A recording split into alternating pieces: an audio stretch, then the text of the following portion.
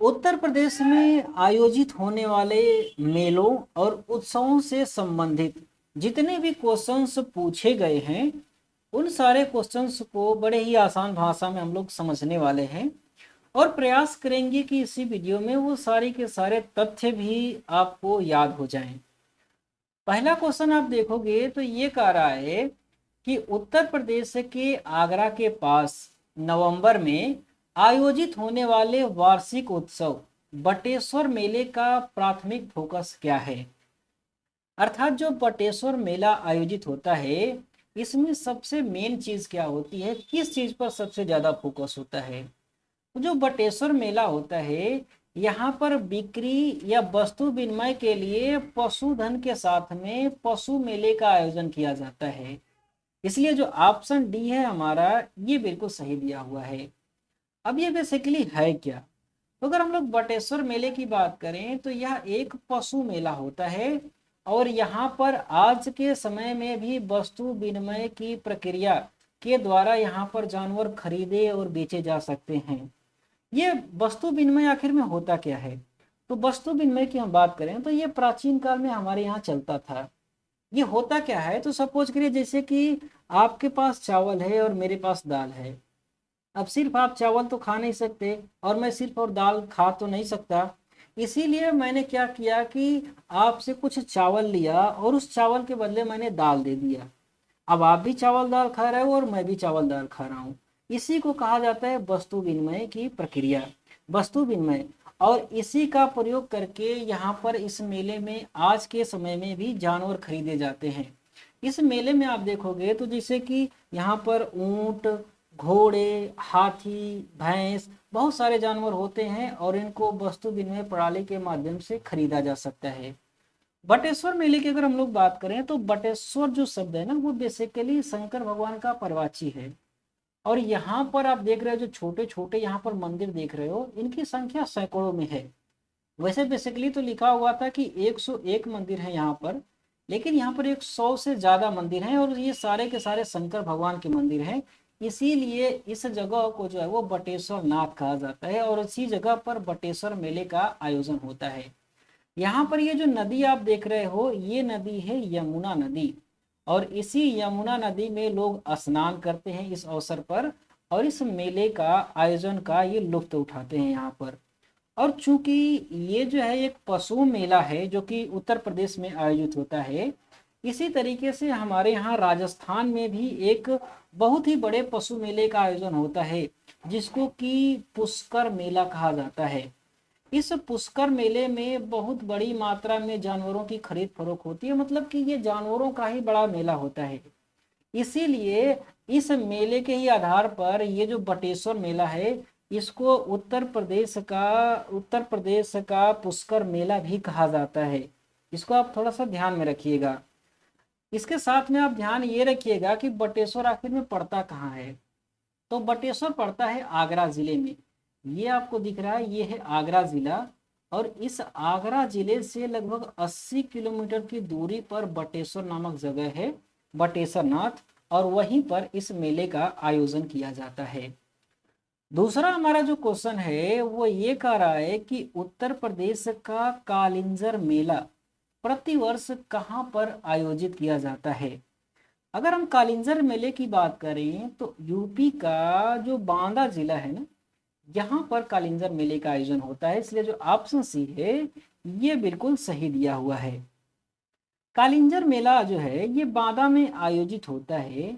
बांदा में जो कालिंजर का किला है इस कालिंजर के किले के अंदर ही इस कालिंजर मेले का आयोजन होता है।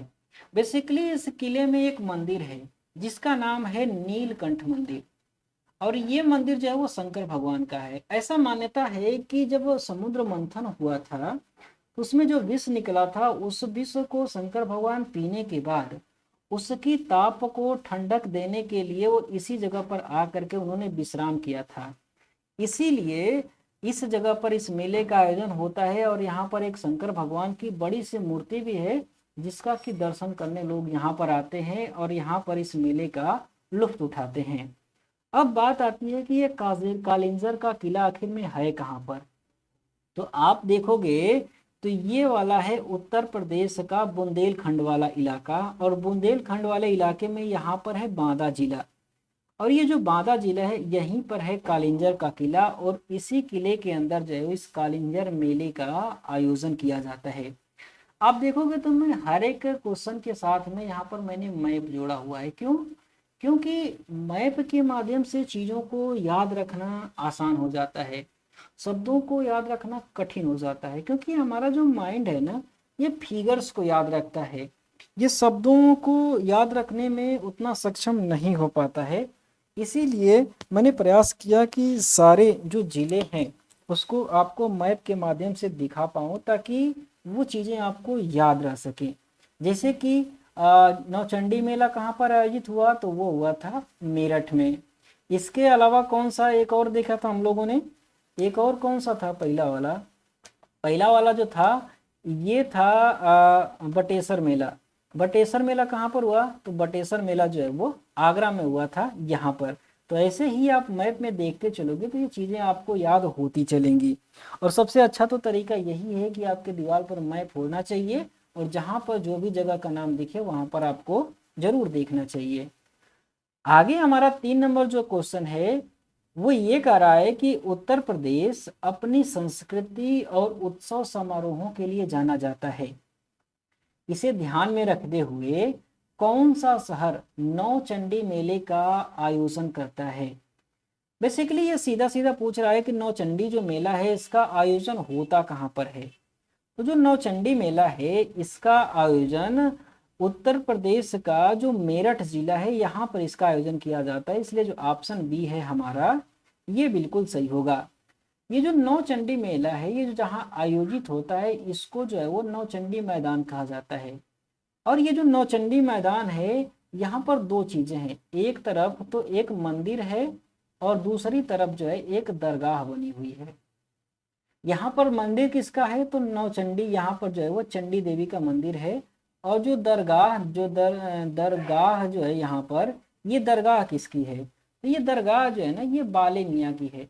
जो बाले मियाँ थे जो कि एक सूफी संत थे, उनकी एक दरगाह है।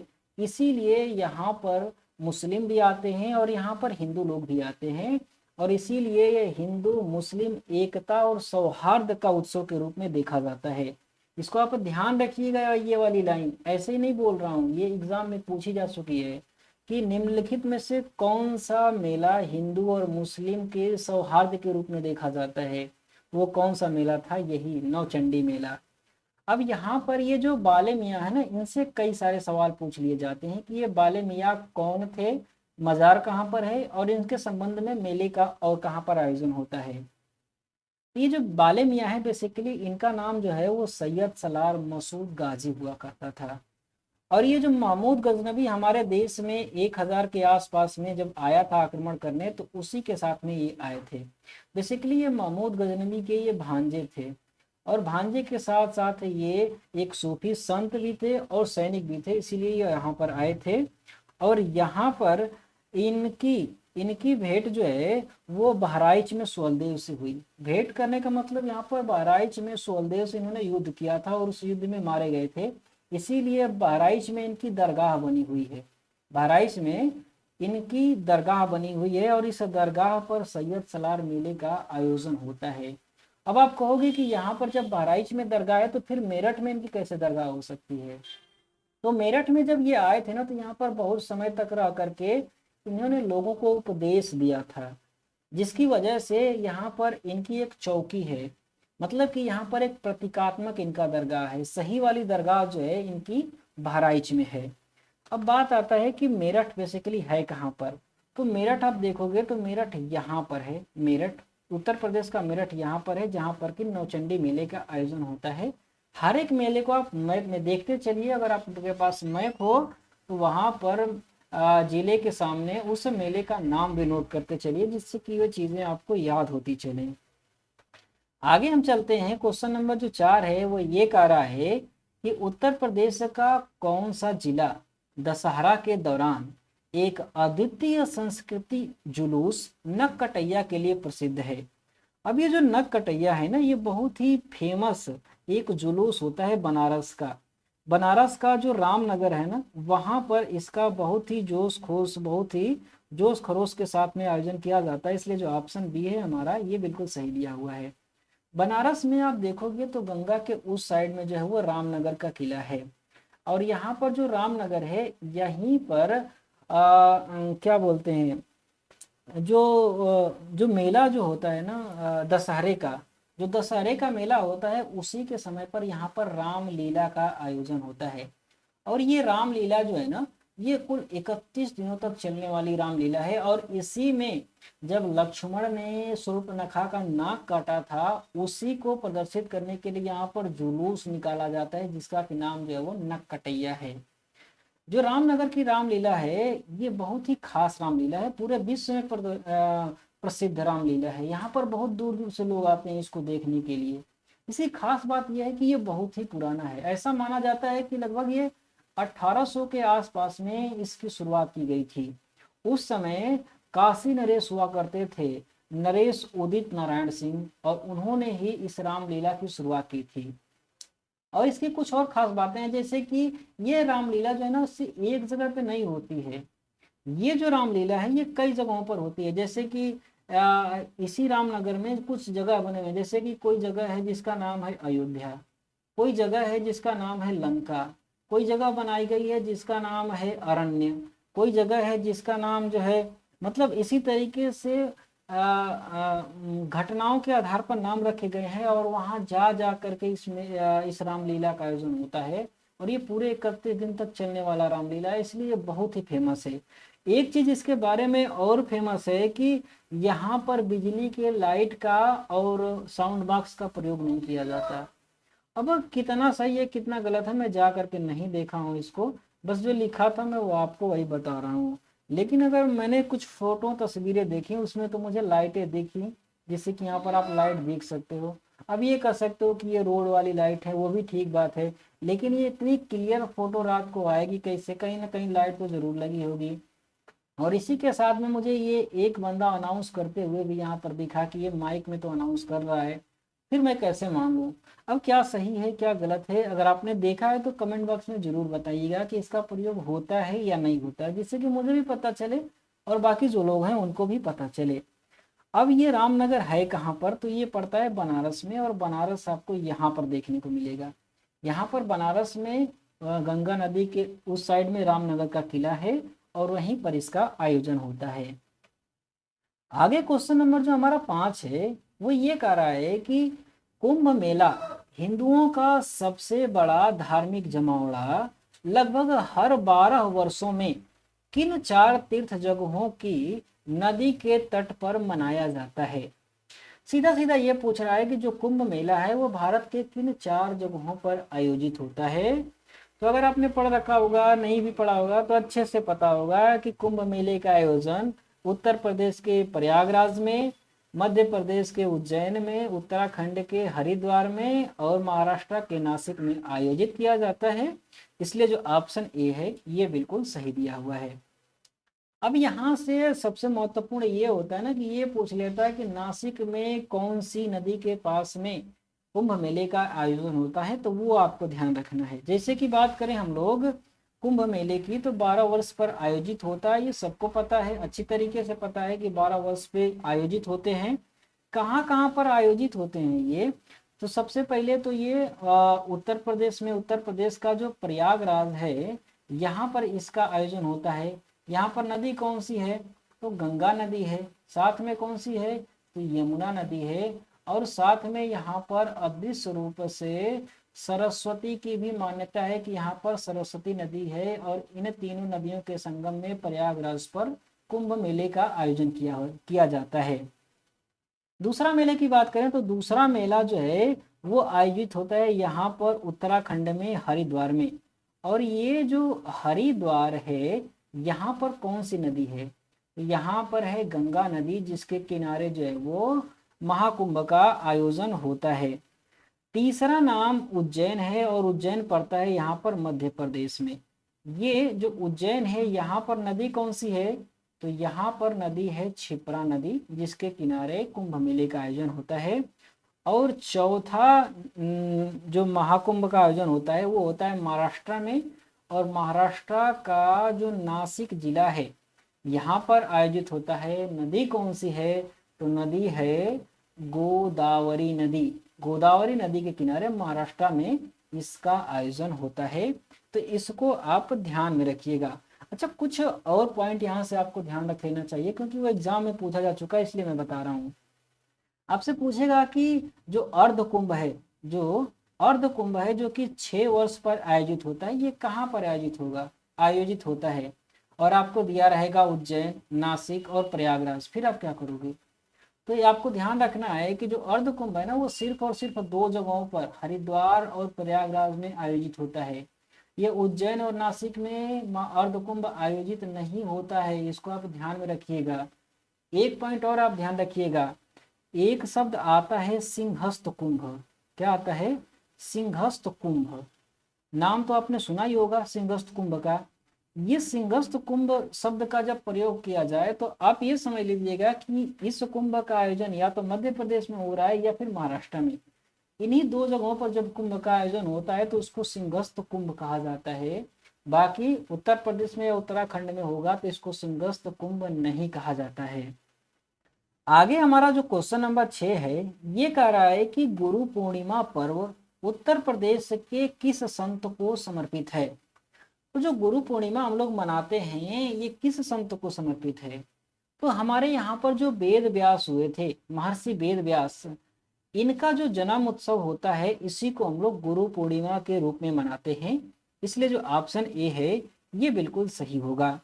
वेद व्यास की अगर हम बात करें तो वेद व्यास के बारे में आपको अच्छी तरीके से पता होगा कि हमारे यहाँ पर जो 4 वेद हैं, इन 4 वेदों के संकलनकर्ता इन्हीं वेद व्यास को माना जाता है।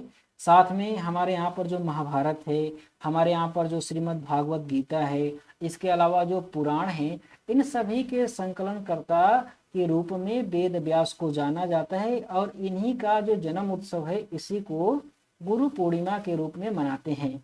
अब इस दिन होता क्या है? तो आपको अच्छे से पता होगा गुरु पूर्णिमा के दिन होता क्या है, क्योंकि सोशल मीडिया का ज़माना है, हर एक चीज़ वायरल हो जाती है। आप इस दिन देखते हो कि जो हमारे यहाँ के साधु संत लोग हैं उनके इस दिन पैर धोए जाते हैं और उनके पैर धोए हुए पानी को उनके शिष्य लोग जो हैं वो पीते हैं इस दिन। और इसी तरीके से इस गुरु पूर्णिमा के पर्व को मनाया जाता है। साथ में इस गुरु पूर्णिमा की एक खास बात एक और है कि इस दिन एक और उत्सव मनाया जाता है और उसको कहा जाता है मुड़िया पूर्णिमा मेला, जो कि हमारे उत्तर प्रदेश का मथुरा जो जिला है यहाँ पर जो गोवर्धन जगह है यहाँ पर मुड़िया पूर्णिमा मेला का आयोजन होता है इसी गुरु पूर्णिमा के अवसर पर। होता क्या है इसमें? तो जो गोवर्धन पर्वत है उसकी लोग इस दिन परिक्रमा करते हैं काफी बड़ी मात्रा में। आप यहाँ पर देख पा रहे होंगे कि बहुत सारे लोग जो हैं वो इस दिन परिक्रमा करते हैं। नाम क्या है इसका? मुड़िया पूर्णिमा मेला। आगे हमारा क्वेश्चन जो है 7 नंबर, ये कह रहा है कि किस स्थान पर मुड़िया पूर्णिमा मेला का आयोजन होता है? अभी देखा आपने कि जो पूर्णिमा है, गुरु पूर्णिमा है, उसी दिन आयोजित होता है। कहाँ पर? तो गोवर्धन में आयोजित होता है। इसीलिए जो ऑप्शन सी है ये बिल्कुल सही है। ये मुड़िया पूर्णिमा जो है ना, इसी को आप देखोगे तो कभी कभी आपको इस नाम से भी देखने को एग्जाम में मिल जाएगा। किस नाम से? मुड़िया पूनो मेला। क्योंकि वहाँ की जो ब्रज भाषा है इसमें पूर्णिमा को पूनो कहा जाता है, इसीलिए इसका नाम मुड़िया पूनो मेला वहाँ जाना जाता है और इसीलिए ये एग्जाम में पूछ लिया जाता है। तो इसको भी आप नाम को भी ध्यान में रखिएगा।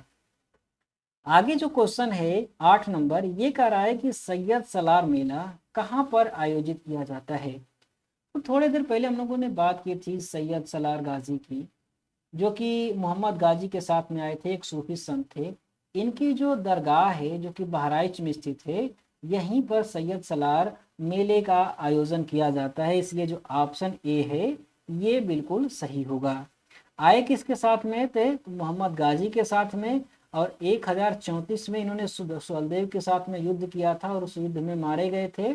और इनकी दरगाह जो है वो बहराइच में बनी हुई है और यहीं पर सैयद सलार मेले का आयोजन किया जाता है। आगे हम बात करें तो ये आप जो फोटो देख रहे हैं ये उसी दरगाह की पिक्चर है जहाँ पर कि सैयद सलार मेले का आयोजन होता है। और बहराइच की बात करें कि बहराइच आखिर में है कहाँ पर, तो आप देखोगे तो यहाँ पर बहराइच है।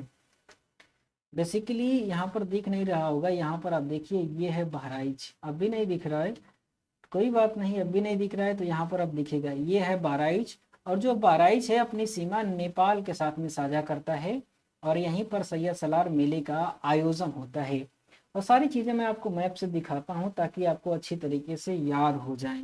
बाकी आप देख लेना आपको किस तरीके से चीज़ों को याद करना है। अगला जो क्वेश्चन है वो ये कह रहा है कि उत्तर प्रदेश का बरसाना का होली महोत्सव किसके लिए प्रसिद्ध है। तो मथुरा के बरसाना में जो होली महोत्सव होता है वो किस चीज के लिए प्रसिद्ध है, तो ये प्रसिद्ध है लठमार होली के लिए। इसलिए जो ऑप्शन सी है ये बिल्कुल सही दिया हुआ है। और आप इसको आप ध्यान रखिएगा, पहली बात तो जितने भी ऑप्शन दिए रहते हैं ना उसको आप पढ़ने के बाद ही ऑप्शन को टिक करिएगा। क्यों? क्योंकि मैंने इस एग्ज़ाम को दिया था और ये एग्ज़ाम मेरे और ये क्वेश्चन जो है वो मेरे पेपर में था और मैंने दूसरा पढ़ा और छड़ी मार होली पर टिक करके मैं आगे बढ़ गया था। तीसरा ऑप्शन मैंने देखा ही नहीं कि लठ मार होली भी दिया हुआ है। मुझे लगा कि लठ मार दिया है तो वही छड़ी और लठ दोनों एक ही बात हुई, लेकिन नहीं, ऐसा नहीं था। ऑप्शन सी सही था और मैं बी टिक करके आ गया था। इसलिए मैं आपको बता रहा हूँ कि इसको आप ध्यान से देख लीजिएगा, उसी के बाद टिक करिएगा। ये बेसिकली ये लठमार होली होती क्या है, तो आप यहाँ पर फोटो में देखोगे तो यहाँ पर लोग हैं, कुछ आदमी हैं और यहाँ पर महिलाएं हैं। यहाँ पर लठ से ये वार करती हैं और ये लोग अपना बचाव करते हैं। इसके पीछे की कहानी बेसिकली है क्या, तो कहानी की हम बात करें ना तो ये भगवान श्री कृष्ण के समय से चली आ रही है। लोग यहाँ पर आप बात करोगे तो एक जगह है मथुरा में बरसाना, और जो बरसाना है इसके से थोड़ी ही दूरी पर नंद गांव भी है। का है? नंद गांव। और यहाँ नंद गांव में जो है वो भगवान श्री कृष्ण रहते थे और बरसाना में राधा रहती थी। तो जो श्री कृष्ण भगवान है नंद गांव से बरसाना चल करके गए थे होली खेलने के लिए, और वही परंपरा आज भी चल रही है। नंद गांव से लोग जाते हैं बरसाना में। जब भगवान श्री कृष्ण गए थे तो वहां पर लठ से उनका स्वागत हुआ था। उसी तरीके से आज भी नंदगांव से लोग बरसाना में जाते हैं होली खेलने के लिए और यहाँ पर लठ से उनका स्वागत होता है। बेसिकली ये सिंबॉलिक तौर पे है लठ मार होली। कोई ऐसा नहीं है कि बस महिलाएं ले लठ शुरू कर दी, ऐसा नहीं होता है। बात करें हम लोग कि ये बरसाना आखिर में है कहाँ पर, तो ये है मथुरा में। मथुरा की बात करें तो ये हरियाणा के साथ में और राजस्थान के साथ में अपनी सीमा बनाता है। और इसी में बरसाना नामक जगह है जहाँ पर कि लठमार होली यहाँ की बहुत ही फेमस होली है। इस चीज को आप ध्यान में रखिएगा। आगे जो हमारा क्वेश्चन है वो ये कह रहा है कि हिंदू मुस्लिम एकता का संकेत सुलह ए कुल महोत्सव कहाँ पर मनाया जाता है। तो सुलह ए कुल की बात करें तो ये जो महोत्सव है ये आगरा में मनाया जाता है। यूपी का जो आगरा जिला है यहाँ पर ये मनाया जाता है। इसलिए जो ऑप्शन ए है ये बिल्कुल सही होगा। सुलह ए कुल बेसिकली होता क्या है, तो इसका शाब्दिक अर्थ अगर आप देखोगे तो सुलह का मतलब होता है शांति। सुलह का मतलब होता है शांति और कुल का मतलब होता है समुदाय। समुदाय के बीच में शांति लाने के लिए जो महोत्सव किया जाता है उसी को कहा जाता है सुलह ए कुल। और इसकी शुरुआत जो है वो अकबर के ही समय से हुई थी। इसका प्रारंभ जो है वो अकबर ने ही करवाया था सुलह ए कुल का। कहाँ पर? आगरा में इसने शुरुआत की थी ताकि हिंदू और मुस्लिम जो लोग हैं उनके बीच में एकता बढ़ सके। इस सुलह कुल के महोत्सव में होता क्या है, तो आप देख रहे हो कितना ये भव्य आयोजन किया जाता है। बेसिकली सुलह ए कुल का आयोजन होता कहाँ पर है, तो आगरा में होता है। और यहाँ पर जो है ना बहुत ही बड़े तौर पर मुशायरे का यहाँ पर आयोजन किया जाता है। साथ में यहाँ पर शिल्प मेले का भी आयोजन होता है। यहाँ पर बहुत ही बड़े लेवल पर सांस्कृतिक मेले का भी आयोजन होता है। और पूर्ण रूप से यहाँ पर हिंदू लोग भी और मुस्लिम लोग भी बड़े ही चाव भाव से यहाँ पर सारे लोग सम्मिलित होकर के इस आयोजन का मनाते हैं। आगे हम बात करें आगरा की कि आगरा है कहाँ पर, तो आगरा देखोगे तो आपको यहाँ पर आगरा देखने को मिलेगा। और जो आगरा है ये दो राज्यों के साथ में अपनी सीमा बनाता है, एक तो राजस्थान के साथ में और दूसरा ये मध्य प्रदेश के साथ में अपनी सीमा बनाता है। और यहीं पर जो है वो सुलह ए कुल का आयोजन किया जाता है अकबर के ही शासनकाल से। अगला क्वेश्चन हमारा कह रहा है कि उत्तर प्रदेश के वाराणसी में विशेष रूप से कौन सा पर्व सूर्य के सम्मान में मनाया जाता है और जिसे कुष्ठ जैसे असाध्य रोग के इलाज से जोड़ करके देखा जाता है। तो बनारस में कौन सा पर्व जो है सूर्य के सम्मान में मनाया जाता है, तो ये है लोलार्क छठ। जो लोलार्क छठ है ये बनारस में सूर्य के सम्मान में इस पर्व को मनाया जाता है, इसलिए जो ऑप्शन सी है हमारा ये बिल्कुल सही होगा। ये लोलार्क छठ आखिर में है क्या, तो बनारस में मनाया जाने वाला एक उत्सव है। बनारस का जो भदैनी है, भदैनी नाम सुना है आपने, नहीं सुना है तो नदी के किनारे एक बनारस में जगह है जिसका नाम है भदैनी। ये ट्रेन की आवाज़ थोड़ी बहुत आती रहती है क्योंकि बस ट्रेन रेलवे लाइन के पटरी के जस्ट बगल में हूँ, इसलिए थोड़ा सा इग्नोर करिएगा इसको। बनारस में जो भदैनी नाम की जगह है यहाँ पर एक कुंड है जिसको कि लोलार्क कुंड कहा जाता है। ये जो देख रहे हो आप ना कुंड, इस कुंड को कहा जाता है लोलार्क कुंड। और इसी कुंड में ऐसी मान्यता है कि इस कुंड में नहाने से जैसे कुष्ठ रोग जो है ना वो तक इसमें ठीक हो जाता है, ऐसी यहाँ की मान्यता है। इसीलिए लोग यहाँ पर आते हैं और यहाँ पर स्नान भी करते हैं। एक छठ तो ये है, कौन सा, लोलार्क छठ। दूसरा छठ आपको ध्यान रखना है कि दूसरा जो छठ है वो बिहार में होता है और ये बिहार वाला जो छठ है ये भी सूर्य भगवान के ही सम्मान में मनाया जाता है। यूपी का जो पूर्वी वाला इलाका है, पूर्वांचल वाला इलाका और पूरा का पूरा बिहार और झारखंड, वहाँ पर छठ पूजा का आयोजन होता है, वो भी सूर्य के सम्मान में। और ये लोलार्क जो छठ है ये भी सूर्य के सम्मान में ही होता है। अब बात आती है कि बनारस है कहाँ पर, वो मैप में हमें देखना है।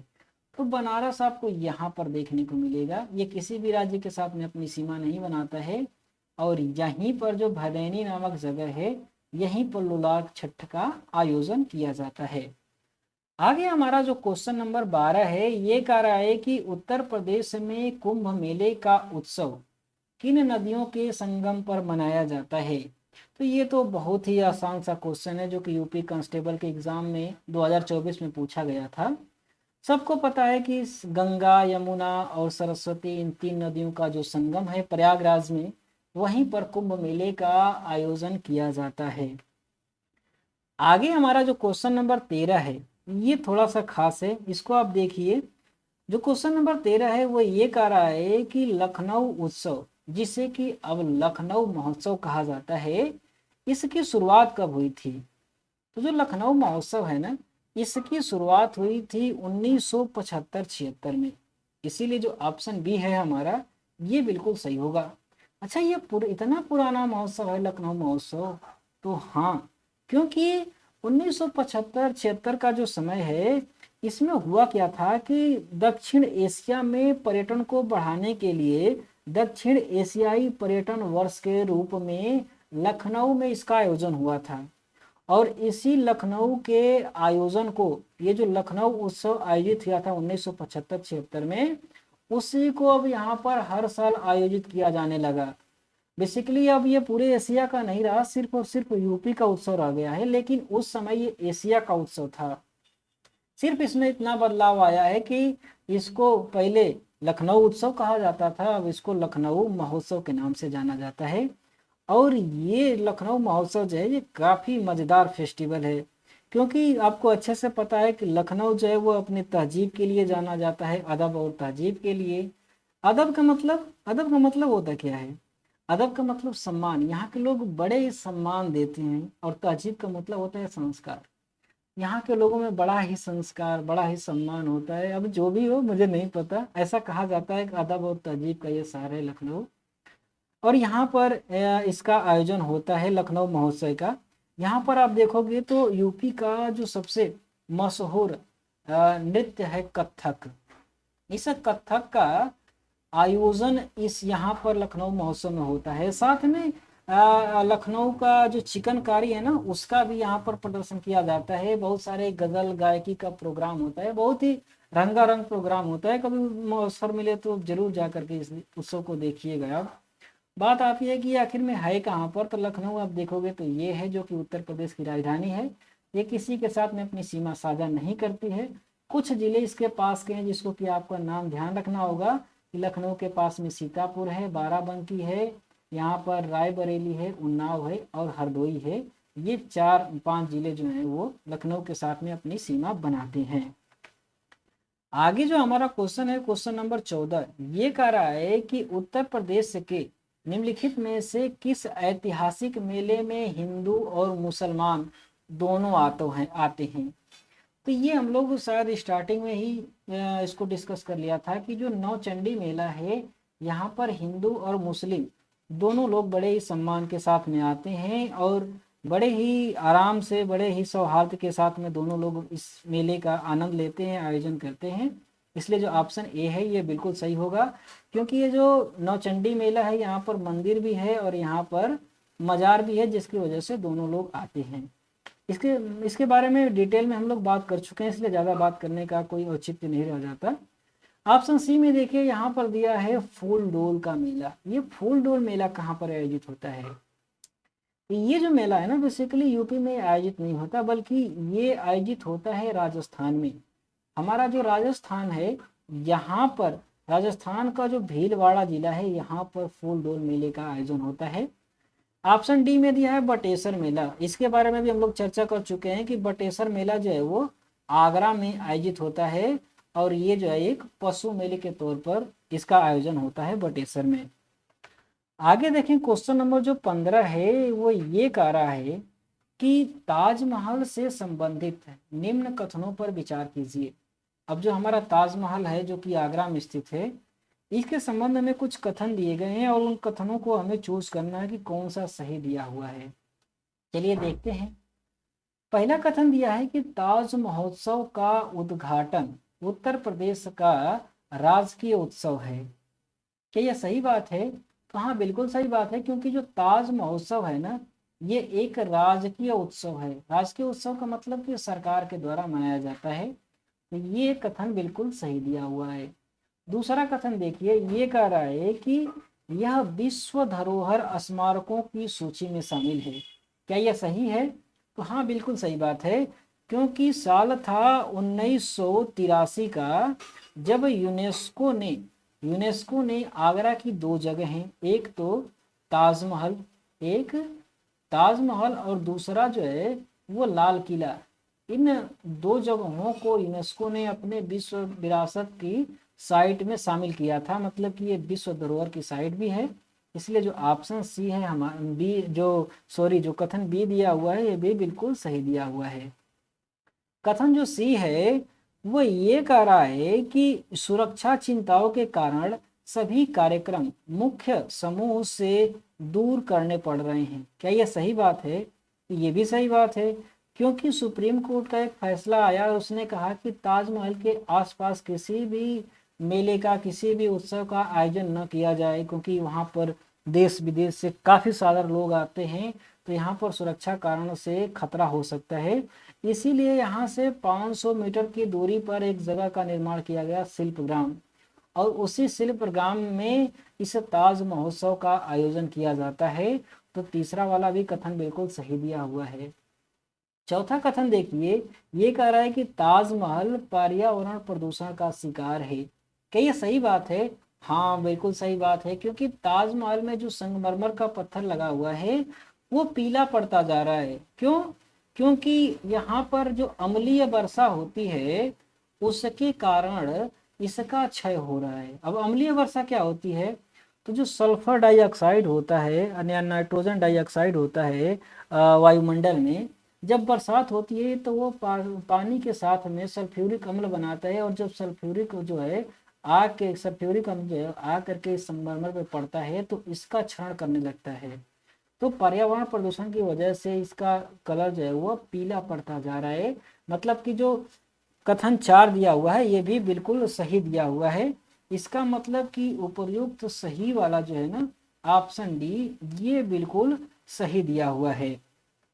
और इसके बाद आगे आगे हम लोग क्वेश्चंस नहीं डिस्कस करेंगे। 15 के बाद के जो क्वेश्चंस हैं वो आपको अगले वाले वीडियो में मिलेंगे, क्योंकि छोटी छोटी जब वीडियोज रहती हैं तो आप देख पाते हो, ज़्यादा लंबी वीडियोज हो जाती हैं तो आप भी नहीं देख पाते हो, क्योंकि इतना कंसंट्रेशन नहीं बन पाता। इसलिए मैं प्रयास करूंगा कि छोटी छोटी वीडियोज़ में बहुत सारा कंटेंट बड़े आसानी के साथ में, बड़े ही आसान भाषा में आपको प्रोवाइड करवा पाऊँ, जिससे कि आपको पढ़ने में, समझने में और याद करने में सहायता हो सके। बाकी ये वीडियो आपको कैसी लगी आप हमें कमेंट बॉक्स में ज़रूर बताइएगा।